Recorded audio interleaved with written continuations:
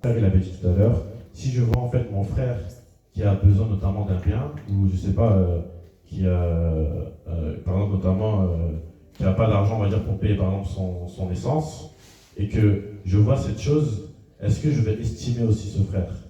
Est-ce que je vais me dire, ah le frère il a besoin, je vais l'aider, je vais porter son fardeau? Ça aussi l'estime, ça va dans ce sens-là.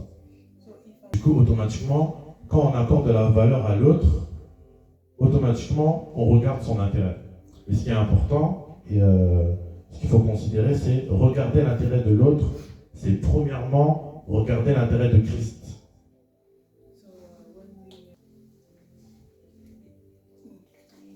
Et regarder l'intérêt de l'autre, comme je disais, c'est regarder l'intérêt de Christ. Pourquoi? Parce que si j'accorde de la valeur à l'autre, en réalité, j'accorde premièrement la valeur à Christ. Parce que c'est Christ qui nous demande d'accorder de la valeur aux autres, de considérer les autres, avant même notre propre intérêt. Alléluia. Maintenant, à cette pensée-là, par rapport à ce sens-là, maintenant, je vais introduire l'écoute.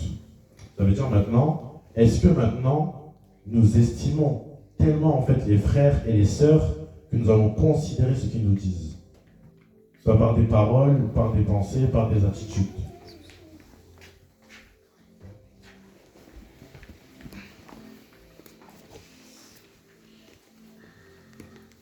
Ayez en vous les sentiments qui étaient en Jésus-Christ, lequel, existant en forme de Dieu, n'a pas regardé comme une proie à arracher d'être égal à Dieu, mais s'est dépouillé lui-même en prenant une forme de serviteur, en devenant semblable aux hommes et lui ont paru comme une sainte. Amen. Donc du coup, pour expliquer, Jésus-Christ qui est Dieu, il s'est dépouillé de sa gloire pour se faire un simple homme. C'est bon, tu peux traduire ou... Tu peux répéter? Jésus-Christ qui est Dieu, qui a toute la gloire, la puissance, la position divine, il est venu se dépouiller de sa gloire, de son autorité, de sa force, de sa puissance, pour être un simple homme. Donc l'humilité. So Jesus God have the glory, and so Jesus renounced. Yes, he lost his glory, and he renounced to become a human. Et maintenant, prenons cette pensée maintenant, que Christ a renoncé à sa gloire, à ce qu'il avait de chair, pour être humble. Et maintenant, par rapport à l'écoute, agissons de même. C'est-à-dire que nous, par rapport à l'écoute, parfois, quand quelqu'un va nous parler, on va être tellement focalisé en fait sur nous-mêmes. C'est-à-dire que on va être focalisé notamment, ça peut être sur des préjugés. Parfois, en fait, même avant de répondre à une personne, on va avoir déjà la réponse prédéfinie en nous. Donc, parfois aussi, pour comprendre les autres, renonçons aussi à cette forme de gloire. Renonçons aussi à cette manière dont on va comprendre les autres par rapport à nous-mêmes, mais pas par rapport à l'autre. Parce que Christ, pour nous, il est venu en fait, il s'est fait chair, il est venu comme un exemple pour que nous puissions le comprendre. Donc si nous voulons comprendre les autres, mettons-nous aussi à la place de l'autre. Et c'est ça aussi l'estime, la valeur que nous pouvons accorder à l'autre. Je ne sais pas si vous comprenez. Tu vas parler ça, ça jure ou... Réexplique encore ce que tu as dit là. Ça veut dire Christ, il était dans la gloire, dans la puissance, dans l'honneur, dans la louange, etc. Du coup, Jésus-Christ, il s'est dépouillé, il a renoncé à sa gloire, à son autorité, comme un simple homme, pour se faire comprendre des êtres humains. Et nous, de même, par exemple, si une personne vient nous parler, par exemple, nous, on a tendance parfois à ne pas vraiment écouter la personne. On ne va pas écouter une personne vraiment à 100% pour véritablement comprendre le cœur de la personne, mais en fait, on va être focalisé sur nos manières de comprendre la personne. On va analyser ce que la personne dit par rapport à nous, mais pas par rapport à ce que la personne va nous dire. Je ne sais pas si vous comprenez. Je veux dire que c'est un jugement. C'est un jugement que la personne a déjà fait. Fini avant que vous ayez fini de parler. On va me couper la parole, quoi. Et aussi, ça va aussi dans le sens de couper la parole aussi. Ou parfois, notamment, dans une discussion que je vais avoir avec une personne, je vais tellement en fait couper la personne que je vais monopoliser aussi la parole. Et du coup, dans ce sens-là, en fait, je ne vais pas en fait estimer l'autre, en fait, parce que estimer l'autre, c'est laisser aussi le premier rang à l'autre. C'est laisser en fait, c'est être le premier en fait. C'est laisser en fait la personne aussi s'exprimer. Je ne sais pas si vous me comprenez. Amen. Oui, je comprends parce que voilà, je prends l'exemple de ce matin. Le matin, quand Marguerite m'a proposé de venir à la prière. Bon, en fait, ce n'est pas la première fois qu'elle me propose. Mais ce matin, quand elle m'a dit ça, je lui ai dit non, en fait, non, c'est bon. Le soir, on ira à la messe. Après, je lui ai dit, ben, elle dit que parle de Dieu. Mais c'est toujours bon d'écouter les paroles de Dieu. Je me suis dit ça intérieurement. Après, elle a insisté. Et après, je lui ai dit, bon, ok. J'ai dit, mais est-ce que ces gens, ils vont m'accueillir? Est-ce que tu les as prévenus? Parce que si, voilà. Recevoir pleinement en fait la parole de Dieu, pour mieux comprendre. Oui, mais il faut vraiment... Enfin, Ouais, je traduis en même temps.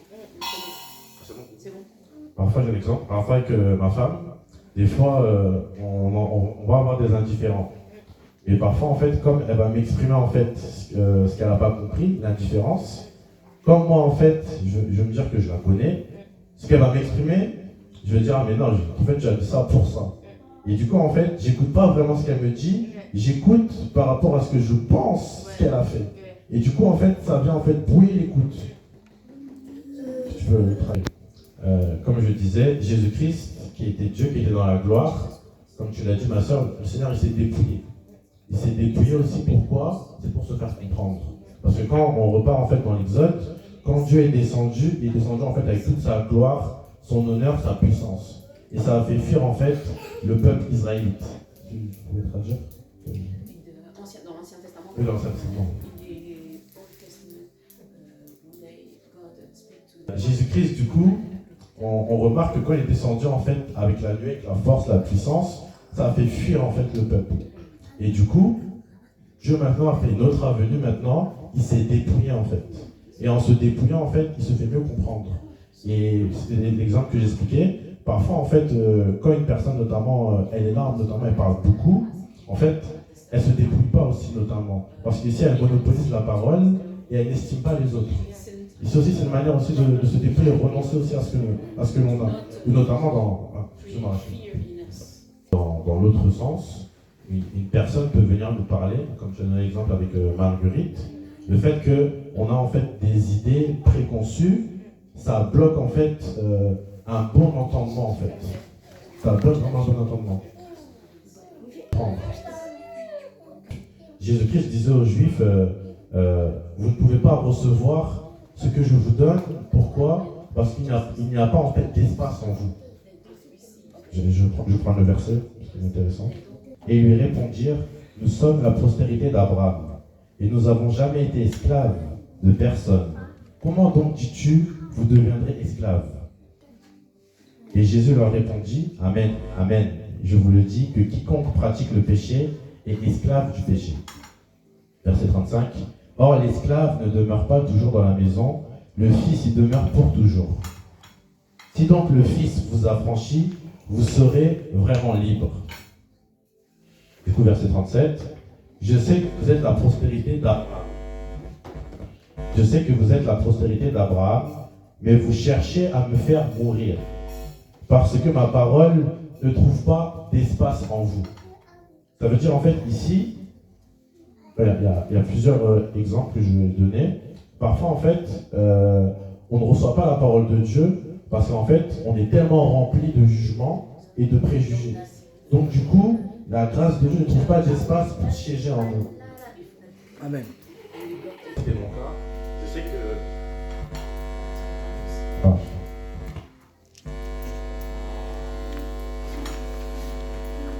Je lisais beaucoup la Bible dans le but en fait de connaître, d'avoir de la connaissance. Mais l'apôtre Paul dira dans 1 Corinthiens 8, verset 1, que la connaissance enfle, mais l'amour édifie.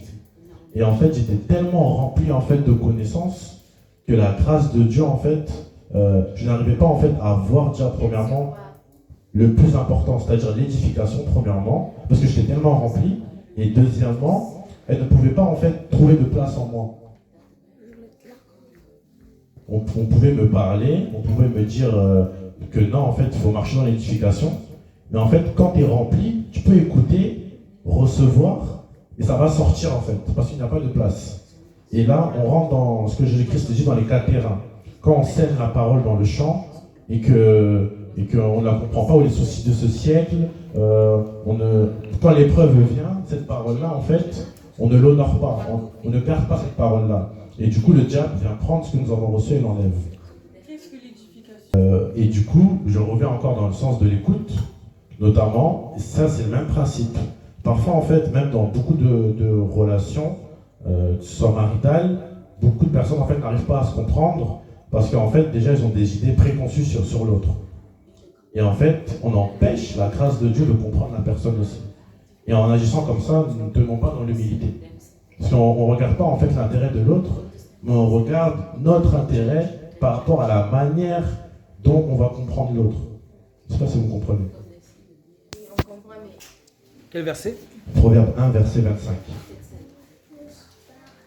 c'est après Soum. C'est ça, le psaume. Proverbe 1, verset 25, c'est ça? Oui, c'est ça.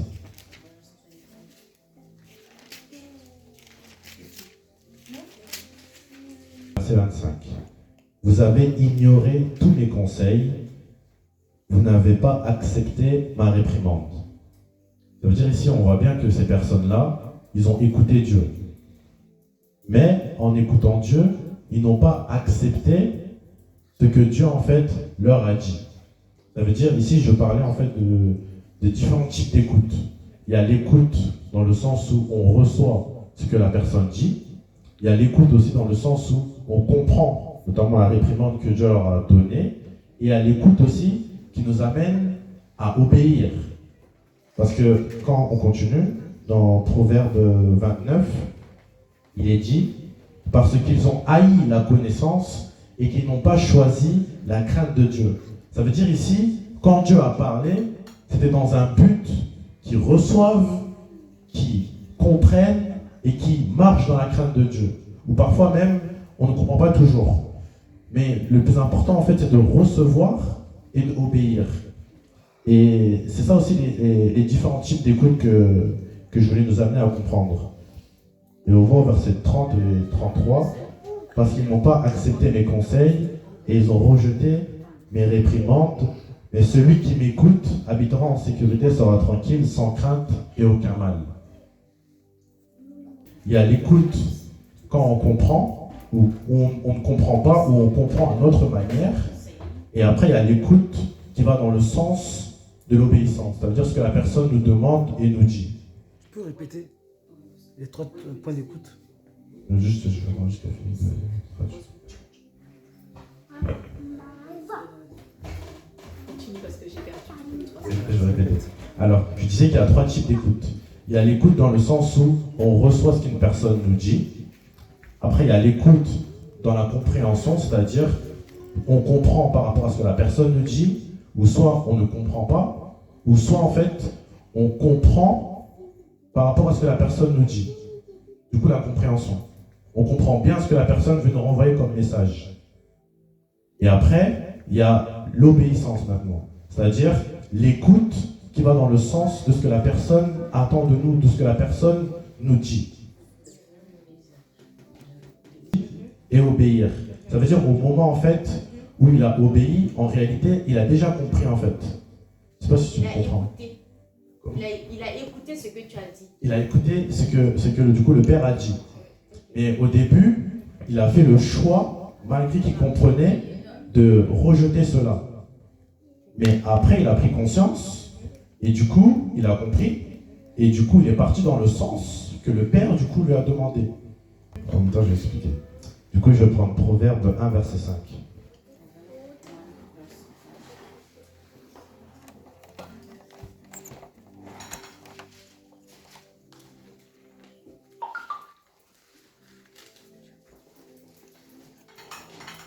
Proverbe 1, verset 5.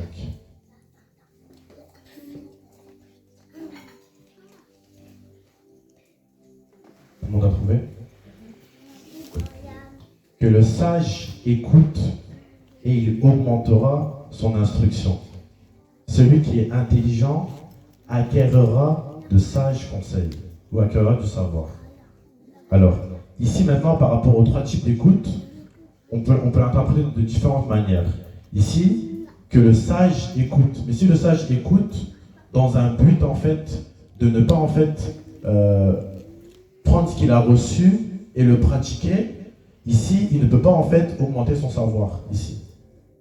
Et si maintenant on le met dans le sens où que le sage écoute, dans le sens de comprendre et dans le sens de recevoir ce qu'une personne nous dit, ici il augmentera son savoir. Je donne un exemple. Hein. C'est comme si moi j'ai mon enfant, il a fait une bêtise. Il a frappé peut-être son petit frère. Du coup, s'il m'écoute, c'est dans le but de recevoir l'instruction et de la pratiquer. Je ne sais pas si vous me comprenez. C'est ça. La crainte de l'Éternel est le commencement de la connaissance. Mais les fous méprisent la sagesse et la correction. Ici, le mépris peut être compris dans le sens aussi de l'écoute.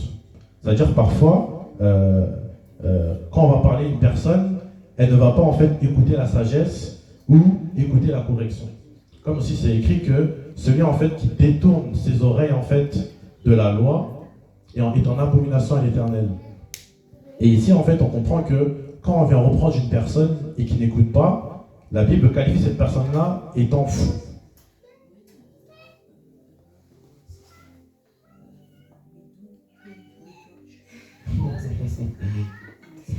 Mais on a dit que la croix de Jésus. Et du coup, par rapport à ce verset-là, dans Proverbe 1, verset 7, les fous méprisent la sagesse et la correction. Ça veut dire ici, quand on met dans le sens de l'écoute, ici le fou, il va peut-être pas écouter.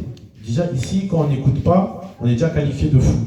Mais après, le fou, il peut écouter, recevoir, comprendre, mais il ne va pas pratiquer. Et c'est encore pire ici, parce que quand on comprend les choses de Dieu qu'on ne pratique pas, la Bible aussi le qualifie de fou. Et c'est ça aussi ce qu'il faut comprendre, et c'est ça aussi le principe en fait de l'édification. C'est-à-dire en fait que quand nous écoutons, nous devons écouter dans un but de nous rapprocher de Dieu, de marcher dans la volonté de Dieu.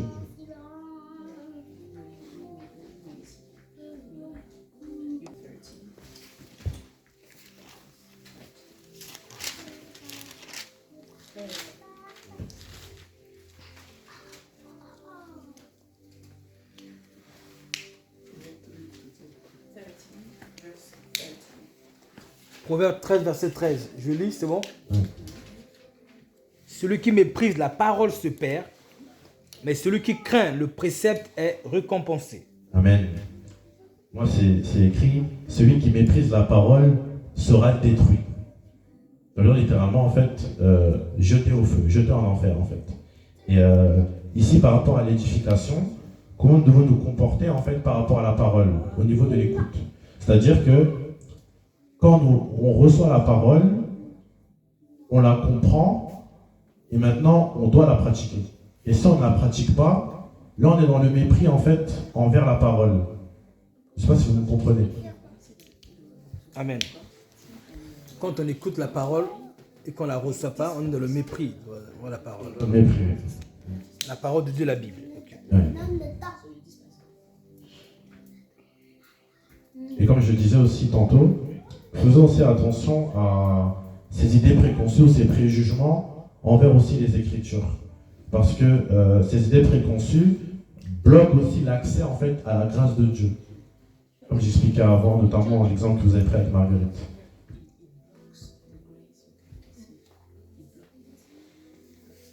Mais moi aussi, je dirais qu'il faut faire aussi attention de ne pas mépriser les canaux que Dieu use. Parce que ça bloque aussi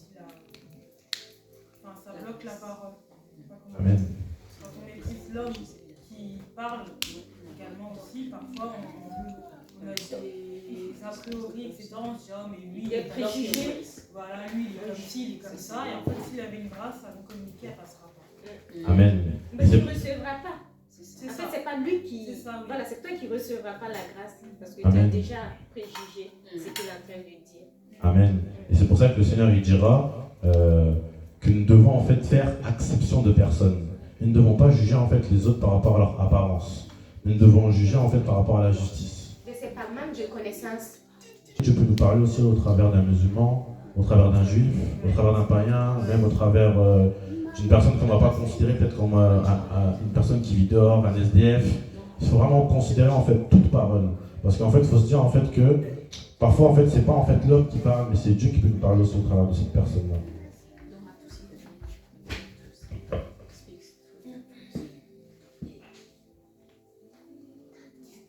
Et du coup, je continue. Je prends un autre verset, dans Proverbe 23, verset 9.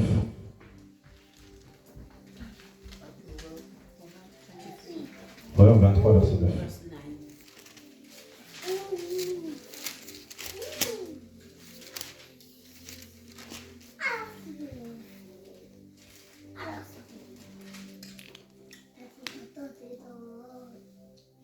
Proverbe 23, verset 9.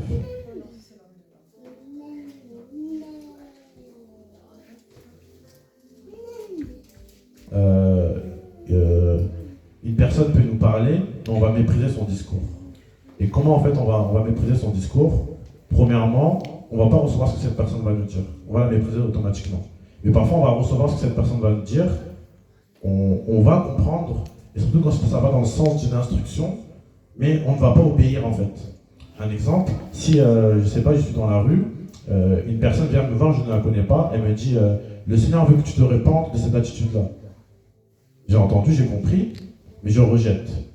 Je ne vais pas dans le sens en fait de l'obéissance, ou je ne vais pas dans le sens de la prudence, prier pour que le Seigneur me révèle quelle est cette attitude-là en fait. C'est par exemple l'évangélisation. Quand tu veux évangéliser et tu veux parler à quelqu'un, la personne dit oh, Dieu n'existe. Du coup, c'est bon, Hachem pour. Okay. Mais du coup, j'expliquais que car le mépris et la prudence, il méprise la prudence de ton discours. Donc, faisons attention au quotidien en fait de ne pas en fait se tenir dans ces choses, de toujours considérer en fait n'importe quelle personne qui nous parle et surtout si ça va dans le sens en fait de l'édification, de la construction, c'est-à-dire dans le sens de la volonté de Dieu. Et je vais prendre un dernier verset du coup dans Proverbe 14, verset 21.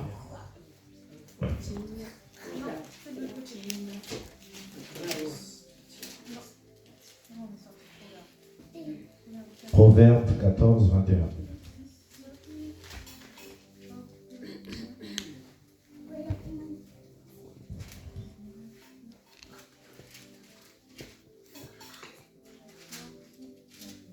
« 14, 21, c'est ça? Oui, c'est ça. Tout le monde a trouvé? Je vais lire. Celui qui méprise son prochain commet un péché, mais celui qui a pitié des pauvres est heureux. Donc, parfois, en fait, on peut se rendre compte qu'on méprise beaucoup, en fait, notre prochain. Je donne un exemple. C'est par exemple, j'ai fait du mal à ma femme. Et elle vient me voir et me dit, oui, tu m'as fait ça, ça m'a fait du mal. Et parfois, en fait, on fait semblant, en fait, mais on ne les écoute pas, en fait.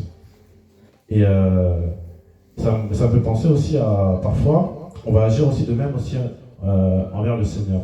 Ça veut dire qu'on ne va pas écouter nos femmes qui nous parlent. Quand je dis écouter, c'est écouter vraiment le cœur, en fait. Et après, on va aller prier, on va demander à Dieu, oui Seigneur, fais-moi grâce, écoute ma prière. Mais le Seigneur aussi dira que du jugement, en fait, de la manière dont nous jugeons, le Seigneur nous jugera de cette même manière. Donc si nous n'écoutons pas, ça peut être nos femmes ou nos enfants, le Seigneur aussi ne va pas nous écouter. On doit avoir la même considération pour tout le monde. Et donc, quand on aura la même considération pour tout le monde, de la même façon, Dieu va nous considérer aussi. Il ne faut pas qu'on se dise, ah bah lui il est méchant, tout ce qu'il dira je ne l'écouterai pas parce qu'il est méchant, ou il est ceci, ou il est cela. Mais parfois Dieu peut nous parler par n'importe qui. C'est ça en fait. Et quand on n'écoute pas, eh ben, on bloque ce que Dieu veut nous donner. Tu comprends? Ici, il faut se concentrer sur ce que les personnes nous disent, pas en écoutant avec des Fasse pour vous, faites-le de même pour eux. Tu peux relire encore? Tout ce que vous voulez que les gens fassent pour vous, faites-leur de même pour eux. Donc, en réalité, on a dit que l'humilité, c'est de regarder l'intérêt de l'autre qui est l'intérêt de Christ. On a dit que l'intérêt de Christ, c'est savoir estimer l'autre. Ça veut dire donner de la valeur à l'autre.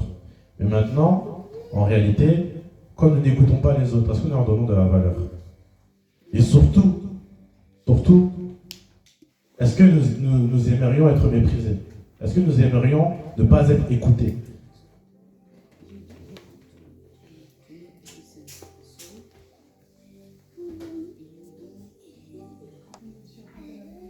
Matthieu combien? Matthieu 7, verset 2.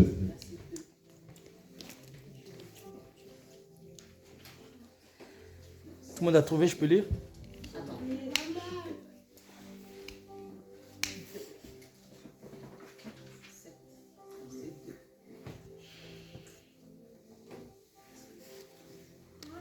Et attendez, désolé, je vais le prendre en lien avec un verset. Je vais le prendre en lien avec Colossiens.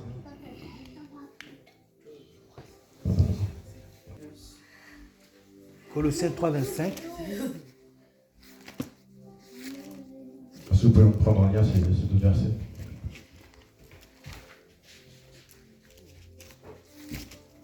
Non, t'as pas ta Bible.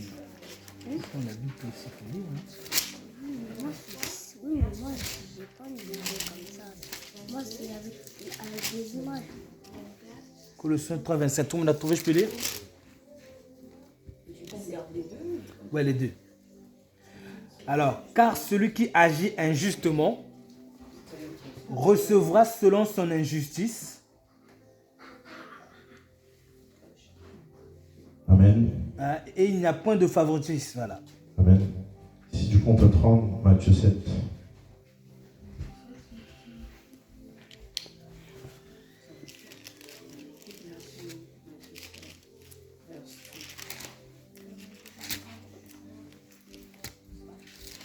Matthieu 7, verset 2. Matthieu 7. Car on vous jugera du jugement dont vous jugez, et l'on vous mesurera avec la mesure dont vous mesurez. Amen. Donc, de quelle manière nous écoutons les autres? Est-ce que nous écoutons nos enfants? Est-ce que nous écoutons nos proches, notre mari, nos femmes qui nous parlent? Et si nous ne les écoutons pas, le Seigneur nous rendra en fait par rapport à cette injustice-là.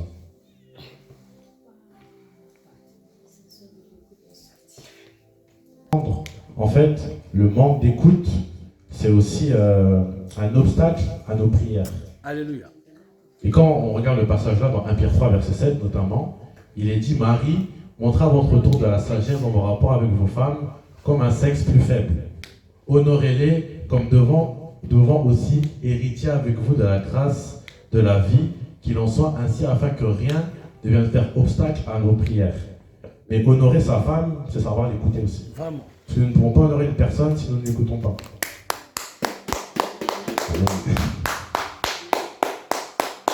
Oh, puisque le Seigneur nous a accordé la grâce de faire ça. Amen. Le Seigneur nous a accordé cette grâce de faire ça. Amen. Donc du coup, par rapport à mon message,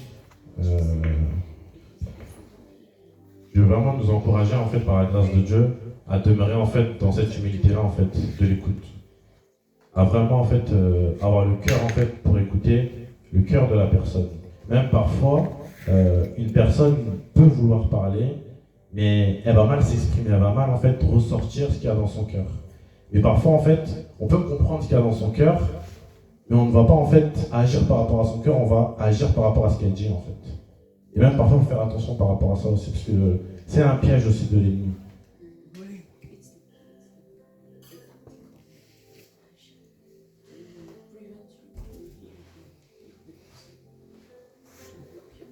De paix en fait. Pardon? Cette atmosphère de paix, quand nous parlons. C'est-à-dire savoir parler, ça peut être notre relation maritale ou avec nos enfants, dans le calme en fait. Savoir parler dans...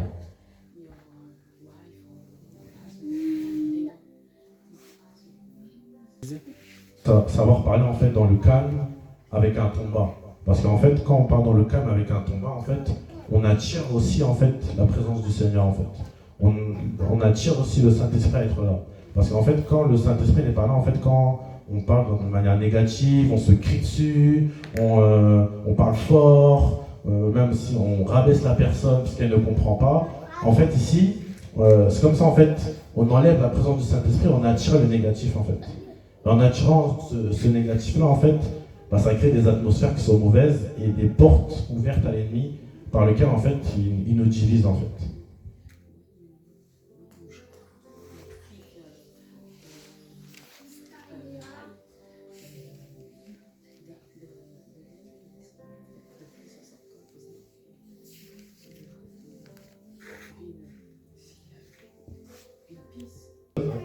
Déjà, il faut qu'il y ait une bonne atmosphère déjà. Une bonne atmosphère. Et après, il y a éviter aussi de couper. Parce que parfois, en fait, on va beaucoup couper. Et en réalité aussi, à force de beaucoup couper, on pêche. Je ne dis pas que couper, c'est pécher. Mais parfois, en fait, on coupe tellement qu'on oppresse la discussion, en fait. On se fait de la discussion. Et l'humilité, c'est quoi, en fait? C'est savoir mettre l'autre à la première place. Alléluia. Et en agissant comme ça, en fait, tu le mets bien derrière la personne. Et même en prenant en fait cette discussion, en faisant que de parler et en ne laissant pas l'autre parler, c'est comment je peux dire ça? Tu l'assujettis en fait, tu le forces à accepter ce que tu dis en fait, parce que tu ne laisses pas s'exprimer. Déjà il y a ça par rapport à l'écoute et aussi ne pas hésiter aussi à poser des questions et à chercher à, comme je disais, à toutes nos idées préconçues, à ne pas rester sur ça en fait. Parce que parfois, en fait, on va dire, mais oui, tu dis ça, je sais, c'est parce que tu as fait ça. Mais en réalité, en fait, écoutons premièrement ce que la personne veut dire, là où elle veut nous amener, et après, on fera un avis de ce que cette personne-là va nous dire, en fait. Parce que la Bible déclare aussi que celui qui répond à un discours, avant de l'avoir écouté, commet un acte de folie et attire sur lui la confusion. Ça veut dire parfois, en fait, même avant de comprendre, on va déjà répondre, en fait. Et ici, en fait, on ouvre des portes à la folie et à la confusion. Ça veut dire, en fait, il faut vraiment, en fait, demeurer dans un contrôle, Excuse-moi, c'est vrai. Désolé. Il faut vraiment demeurer, en fait, dans un esprit de contrôle, de patience, en fait, et vraiment, en fait, essayer de se concentrer à 100% vraiment pour comprendre, pas que les mots, en fait, mais vraiment le cœur, en fait, de ce qui ressort, en fait. Parce que parfois, en fait, ce que la personne dit n'est pas vraiment, en fait, ce qu'elle veut vraiment dire, en fait. Vraiment. Parfois, en fait, il faut vraiment se concentrer peut-être que sur le fond, en fait, de ce que la personne dit. C'est vrai. Donc, du coup, à peu près, voilà. Proverbe 18, Proverbe 13. 18, verset 13.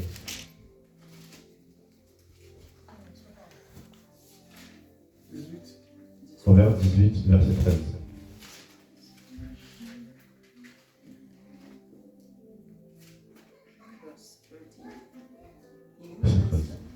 Je lis. Celui qui répond avant d'avoir écouté fait un acte de folie et s'attire la confusion. Amen. Amen.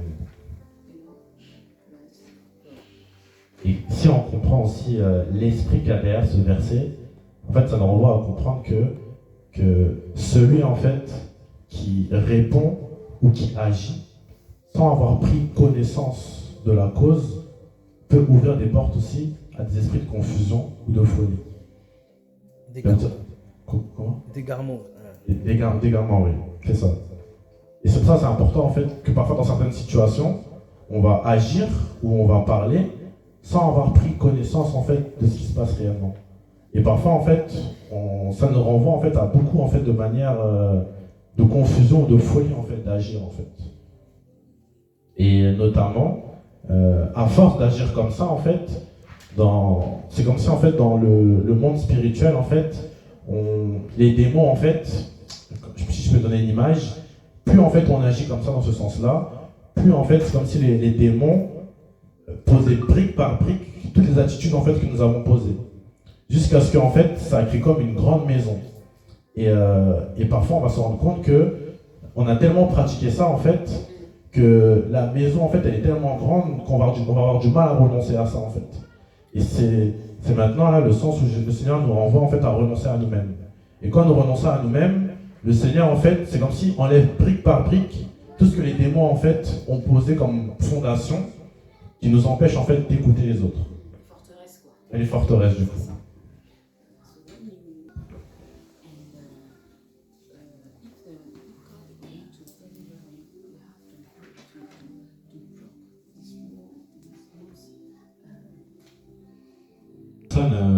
Qui va à la salle de musculation, il va se muscler pour que ses bras soient bien gonflés. Mais c'est plus en fait, je suis parti en fait m'entraîner à la salle, plus mon bras est devenu musclé. Et en fait, on va de même aussi pour l'écoute. Plus en fait nous pratiquons en fait le manque d'écoute, jamais laisser une personne parler, toujours en train de se couper, bah en fait c'est comme si on crée un muscle en nous qui est ferme, qui est fort en fait, qui est le manque de l'écoute en fait. Et du coup en fait, on a tellement travaillé que c'est dur en fait de renoncer en fait à ce muscle.